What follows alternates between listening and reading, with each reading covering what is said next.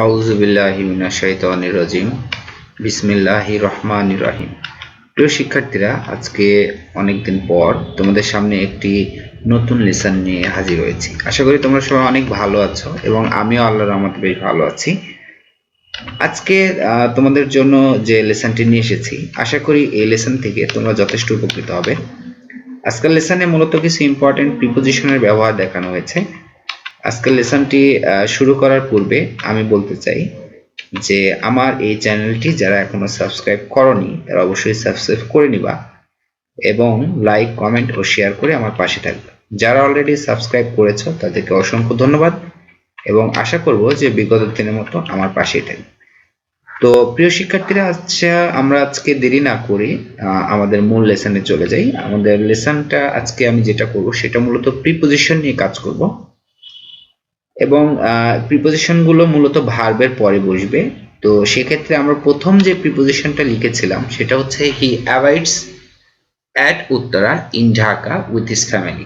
That is সে তার পরিবারের সাথে ঢাকার উত্তরায় বাস করে। এখানে আমরা অ্যাভয়েড অ্যাট বলেছি, কোনো কোনো ক্ষেত্রে আমরা দেখব যে অ্যাভয়েড ইনও হতে পারে। কিন্তু আমাদের যেটা মনে রাখতে হবে সেটা হচ্ছে যখন দুইটা স্থান থাকবে তখন অবশ্যই একটি বড় এবং একটি ছোট স্থান থাকে।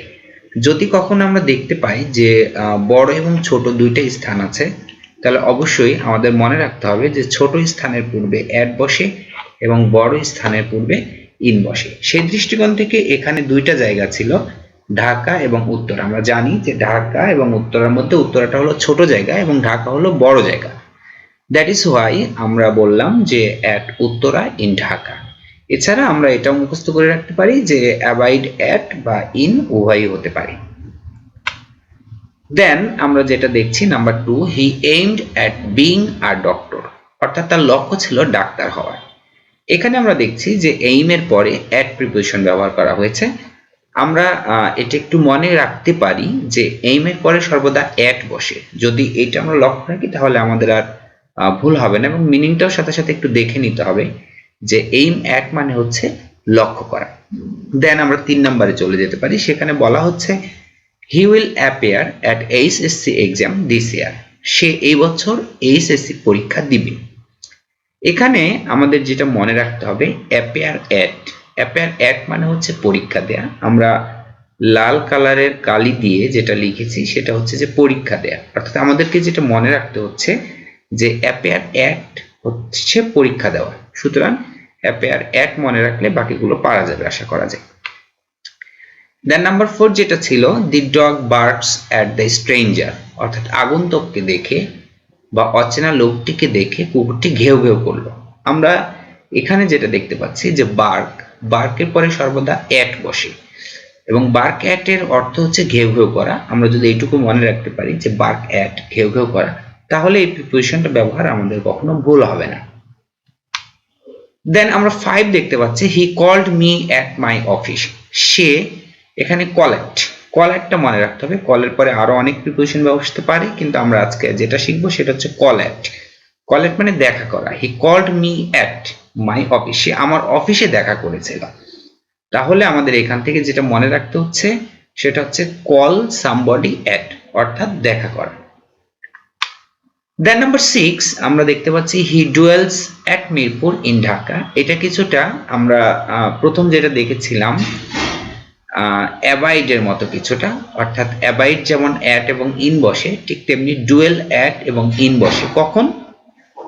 যখন দুইটি স্থান থাকবে তখন ছোট স্থানের পূর্বে অ্যাট এবং বড় স্থানের পূর্বে ইন বসবে। আর যদি একটাই স্থান থাকে তাহলে সেক্ষেত্রে আমরা ইন বসাতেই পারি, যেমন হি ডুয়েলস ইন ঢাকা। এবং আমাদেরকে মনে রাখতে হবে যে ডুয়েল অ্যাট বা ডুয়েল ইন এগুলোর অর্থ হচ্ছে বাস করা।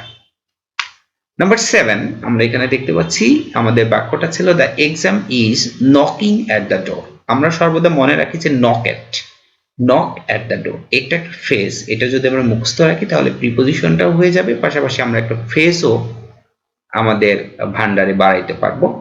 তো নকিং অ্যাট দ্য ডোর এটার অর্থ হচ্ছে অতি নিকটে, অর্থাৎ ট্রান্সলেশনটার মিনিংটা এরকম হবে the exam is knocking at the door, অর্থাৎ পরীক্ষা অতি নিকটে বা অতি সন্নিকটে। তাহলে নক অ্যাট এই কথাটি আমরা মুখস্থ করে রাখতে পারি।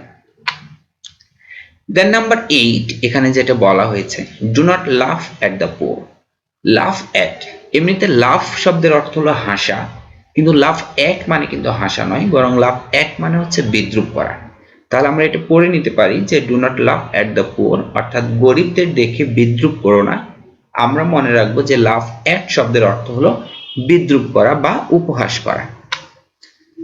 নাম্বার 9 সেখানে দেওয়া ছিল he was quick at mathematics. Quick at এই কথাটা আমরা মনে রাখতে পারি যে কুইক এর পরে অ্যাট বসে এবং সেক্ষেত্রে মিনিংটা হয় পটু। যেমন সে গণিতে পটু, পটু মানে পাকা বা দক্ষ এমন অর্থে। এমনিতে কুইক শব্দের অর্থ কিন্তু দ্রুত, কিন্তু কুইক অ্যাট মানে আমরা ভালো যদি মিনিং করি তাহলে হবে পটু বা দক্ষ এরকম। আমরা মনে রাখবো যে কুইক অ্যাট মানে হচ্ছে পটু বা দক্ষ। Number 10, do not smile at his distress. Distress হচ্ছে দুঃখ কষ্ট। তো বলছে do not smile at his distress, তার দুঃখে বা তার কষ্টে উপহাস করো না। স্মাইল মানে মৃদু হাসা, স্মাইল অ্যাট মানে কিন্তু হাসা নয়, বরং উপহাস করা, বিদ্রূপ করা। সুতরাং মিনিংটা কিন্তু টোটাল চেঞ্জ হয়ে যাচ্ছে। আমাদের যেটা মনে রাখতে হবে সেটা হচ্ছে স্মাইলের পরে অ্যাপ্রোপ্রিয়েট প্রিপোজিশন হিসেবে অ্যাট বসে। এরপরে নাম্বার 11 এখানে বলা হয়েছিল he stared at me. Stare at, stare at শব্দের অর্থ হলো এক দৃষ্টিতে তাকানো। তো স্টেয়ারের পরে আমরা যদি মনে রাখি যে সবসময় প্রিপোজিশন অ্যাট বসে, তাহলে আমার মনে হয় যে এটা ভুল হবে না। হি স্টেয়ার্ড অ্যাট মি অর্থাৎ সে আমার দিকে এক দৃষ্টিতে তাকিয়ে ছিল।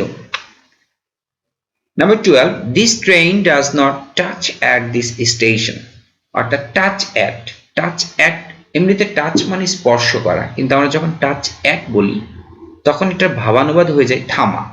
যেমন this train does not touch at this station, অর্থাৎ ট্রেনটি স্টেশনে থামে না। এই অর্থে আমরা টাচ অ্যাট ব্যবহার করেছি এবং খুবই একটা স্ট্যান্ডার্ড ইংরেজি। আমরা অবশ্যই পড়ে নিতে পারি যে টাচ অ্যাট শব্দের অর্থ হলো থামা। Then he is good at English, অর্থাৎ সে ইংরেজিতে দক্ষ। গুড অ্যাট মানে দক্ষ, আমরা পড়ে নিতে পারি। এটা যদিও ভার্বের পরে আসে নাই, অ্যাডজেক্টিভের পরে এসেছে, তবুও আমরা এটা পড়ে নিতে পারি হি ইজ গুড অ্যাট ইংলিশ, অর্থাৎ সে ইংরেজিতে দক্ষ। গুডের পরে অ্যাট ব্যবহার করা হয়েছে। দেন নাম্বার 14 সেখানে বলা হয়েছে I gazed at his personality. Guess at অর্থাৎ অনুমান করা, হিজ পার্সোনালিটি তার ব্যক্তিত্ব, তার ব্যক্তিত্ব নিয়ে আমি অনুমান করেছিলাম। তো এইখানে আমাদের যেটা মনে রাখতে হবে সেটা হচ্ছে গেস এর পরে অ্যাপ্রোপ্রিয়েট প্রিপোজিশন অ্যাট বসে এবং সেটা আমরা মুখস্থ করে নিতে পারি। তো প্রিয় দর্শক, আজকে আমাদের পাঠটা মূলত এই ছিল এবং যারা এতক্ষণ আমাদের সাথে ছিলে, ধৈর্য ধরে আমার এই ভিডিওটি দেখেছো, সবাইকে অসংখ্য ধন্যবাদ।